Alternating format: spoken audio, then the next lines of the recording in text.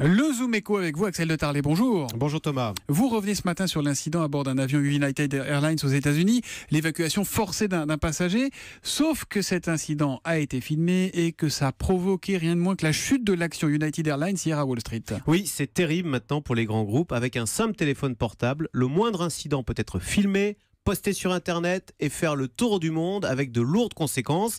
Alors en l'occurrence, il s'agit de cette vidéo, vous l'avez dit, où l'on voit un passager débarquer de force en hurlant. On peut peut-être en écouter juste un court extrait.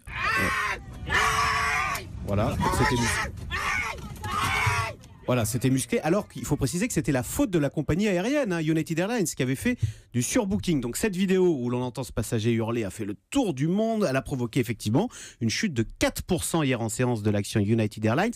4% de chute, ça veut dire une perte de valeur boursière d'1 milliard de dollars à cause d'une vidéo prise par un passager. C'est terrible, et c'est un risque totalement nouveau pour les entreprises. On en a eu un autre exemple tout récemment avec le patron d'Uber qui a maltraité l'un de ses chauffeurs. Sauf que là aussi, la scène a été filmée, posté sur Internet, et ça a créé un tort considérable à toute l'entreprise avec, vous savez, tout un mouvement pour se désabonner des services Uber. Alors on voit ce que vous nous racontez aux États-Unis. On a eu aussi le cas en France avec les vidéos qui nous ont montré ce qui se passait vraiment dans certains abattoirs. Voilà, les poules élevées en batterie, la cruauté animale, là aussi, conséquences économiques. Les grandes surfaces sont interdites, du coup, les œufs en batterie. L'abattoir d'Alès est en ce moment même devant les tribunaux.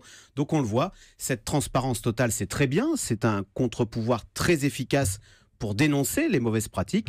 Le risque, bien évidemment, c'est d'aller trop loin dans une transparence qui s'étendrait à la vie privée, et malheureusement, on y arrive tout doucement. On sait très bien qu'un employeur, avant de vous embaucher, que va-t-il faire?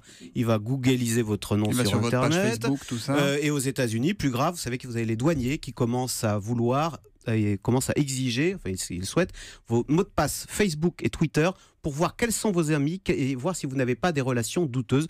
Donc vous voyez, il y a bien un risque de basculer vers une transparence totale qui deviendrait invivable. Oui, la fin de la transparence et de la tyrannie finalement, voilà. si on va tout au bout. Et l'absence de démocratie. Staline aurait rêvé Twitter. Oui. La phrase du jour. Merci beaucoup Axel de Tarlet.